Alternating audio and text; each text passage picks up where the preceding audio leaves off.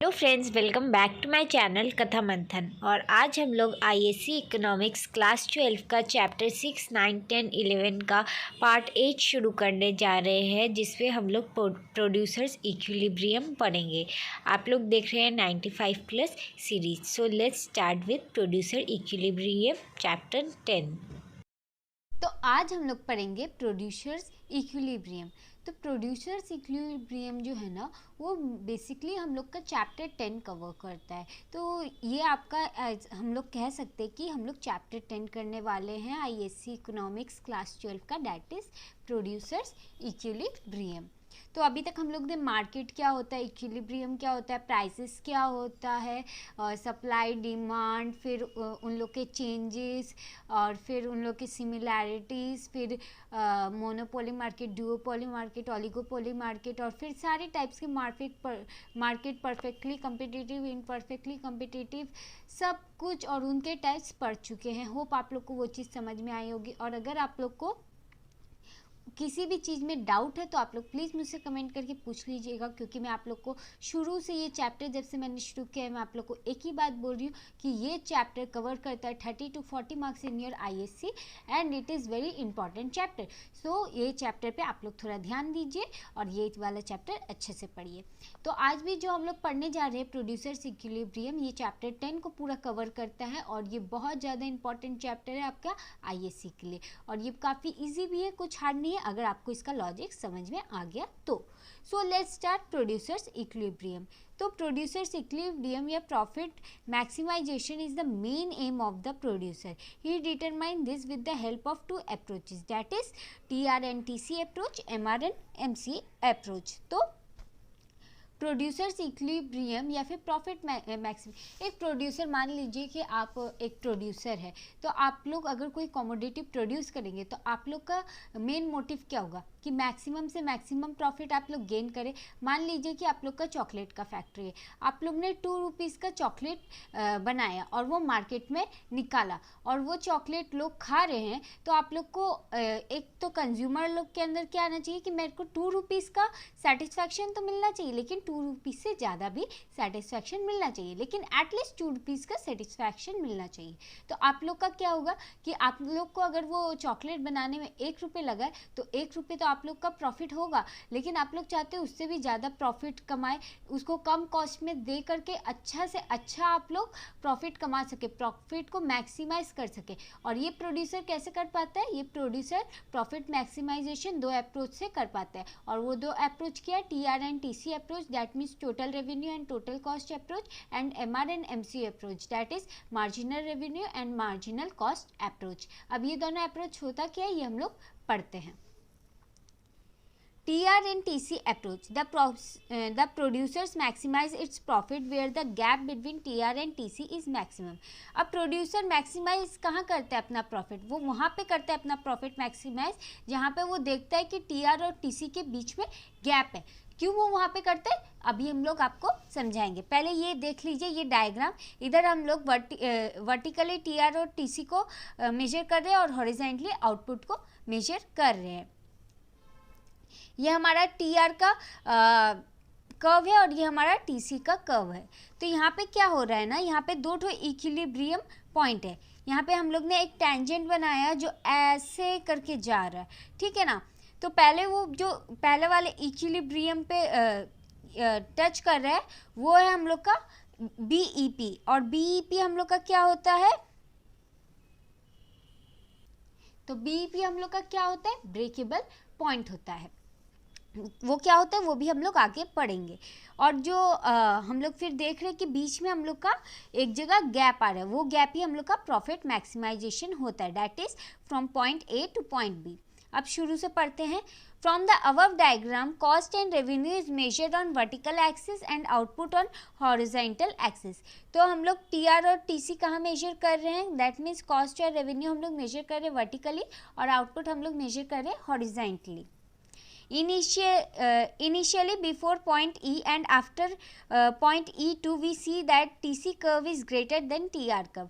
अब हम लोग क्या देख रहे हैं कि E1 के पहले और E2 के बाद में TC कर्व जो है वो TR कर्व से ज़्यादा है. तो TC अगर ज़्यादा होगा TR से तो क्या मतलब है हम लोग का लॉस हो रहा है. क्यों लॉस हो रहा है? क्योंकि total cost is greater than total revenue. मतलब आपको जितना कॉस्ट लग रहा है वो उससे ज़्यादा है. किससे ज़्यादा है? रेवेन्यू से ज़्यादा है. मतलब अगर आपको एक चॉकलेट बनाने में 2 रुपये लग रहा है तो आपको उसका रेवेन्यू मतलब वो मार्केट में आ रहा है तो आपको उससे प्रॉफिट कितना हो रहा है? आपको उससे प्रॉफिट नहीं हो रहा है बल्कि लॉस हो रहा है, क्योंकि वो बिक रहा है 1 रुपये में. तो आपको 1 रुपये का हर चॉकलेट पे लॉस हो रहा है. तो क्या हो रहा है यहाँ पे? TC ग्रेटर है TR से, यानी हम लोग का टोटल कॉस्ट ग्रेटर है टोटल रेवेन्यू से. तो यहाँ पे क्या होगा? हम लोग का लॉस होगा. तो क्या कोई प्रोड्यूसर प्रोड्यूस करेगा? नहीं करेगा. तो initially before point E1 and after point E2 we see that TC curve is greater than TR. Therefore the plan is incurring therefore the firm is incurring losses and the producer will not produce at this reason. तो आप लोग को ये बात clear है कि producer यहाँ पे क्यों नहीं अपना प्रोडक्शन करेगा? क्योंकि वो यहाँ पे इनकर कर रहा है लॉसेस. क्योंकि TC is greater than TR, that is total cost is greater than total revenue. At point E1 and E2 we see that the total cost and the total revenue of the firm are equal and hence the firm is earning no profit or losses. This situation is known as the breakable point. तो क्या हो रहा है E1 और E2 में? E1 और E2 हम लोग का क्या होता है? इक्विलिब्रियम होता है. इक्विलिब्रियम मतलब क्या होता है? इक्वल स्टेट होता है. इक्वल स्टेट मतलब जितना प्राइस जितना मतलब हम लोग का डिमांड है उतना सप्लाई होता है, ऐसा हम लोग पढ़ते आ रहे हैं. तो यहाँ पे इक्विलिब्रियम मतलब क्या हो रहा है? यहाँ पे हम लोग का कॉस्ट और रेवेन्यू का बात हो रहा है. तो यहाँ पे इक्विलिब्रियम क्या होगा? कॉस्ट और रेवेन्यू इक्वल होगा. मतलब अगर आप 2 रुपये का चॉकलेट बना रहे हैं तो आप लोग 2 रुपये में उसको मार्केट में उतार रहे हैं और वो 2 रुपये में ही बिक रहा है. तो यहाँ पे क्या आपका कोई प्रॉफिट हो रहा है? नहीं हो रहा है. कोई लॉस हो रहा है? नहीं हो रहा है. ये क्या है? इक्विलिब्रियम स्टेज है. तो क्या कोई प्रोड्यूसर यहाँ पे प्रोड्यूस करेगा कि मेरे को कोई फायदा नहीं हो रहा है, मेरे को कोई घाटा भी नहीं हो रहा है, तो क्या मैं इधर प्रोड्यूस करूंगी? नहीं करूंगी. क्यों करूंगी? अगर मेरे को कोई मुनाफा ही नहीं है तो मैं चॉकलेट बना के करूंगी क्या? तो इधर भी कोई प्रोड्यूसर प्रोड्यूस नहीं करता है. और इस पॉइंट को E1 और E2 पॉइंट को हम लोग क्या बोलते हैं? Break even point.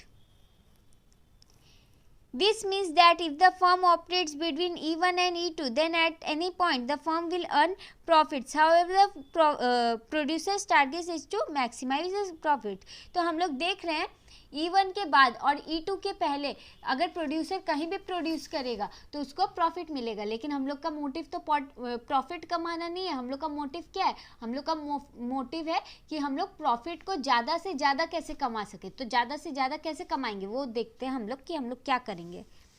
Profit maximization is the area where the gap between TR and TC is maximum. अब हम लोग को प्रॉफिट मैक्सिमाइजेशन कैसे पता चलेगा? जहाँ पे TR और TC का गैप एकदम मैक्सिमम है वही हम लोग का प्रॉफिट मैक्सिमाइजेशन होगा. To know the minimum TC we have drawn a tangent. Draw a tangent PQ and hence the minimum point is A from which we draw a perpendicular on TR that is B. तो ये जानने के लिए कि सबसे ज़्यादा gap कहाँ है हम लोग ने एक tangent ड्रॉ किया PQ, जो वो ऐसे करके जो कर्व बन रहा है जो TC है हम लोग का उसको टच कर रहा है वो PQ. तो जो मिनिमम पॉइंट मिला हम लोग का टेंजेंट का वो था पॉइंट A.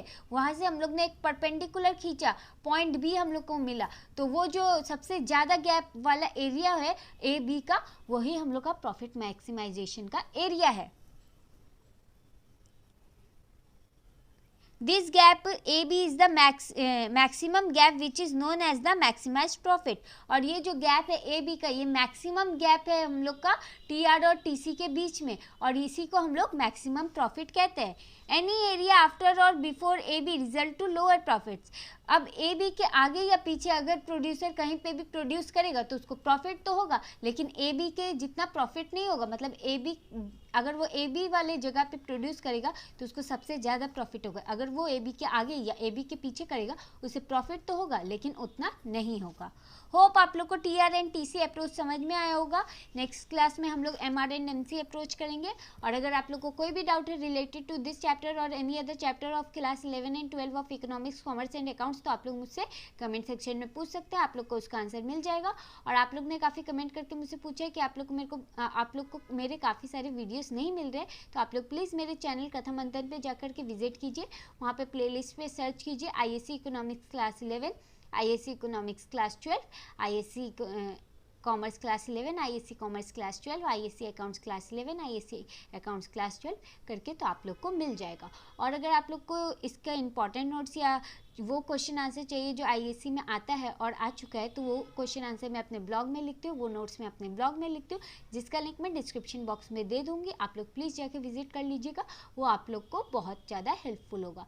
और अगर आप लोग मेरा ऑनलाइन क्लास करना चाहते हैं या फिर आप लोग मेरा ट्यूशन ज्वाइन करना चाहते हैं तो ज्वाइन बटन में क्लिक कीजिए, आप लोग को सारे टर्म्स एंड कंडीशंस पता चल जाएंगे।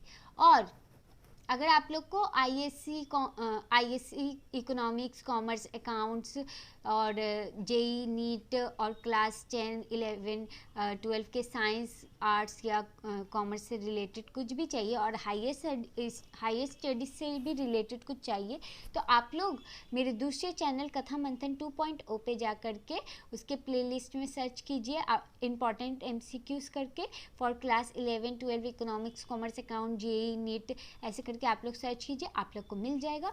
और अगर आप लोग को ये वीडियो पसंद आया तो लाइक, शेयर एंड सब्सक्राइब करना ना भूलिएगा। Thank you friends, thank you for watching my channel Katha मंथन।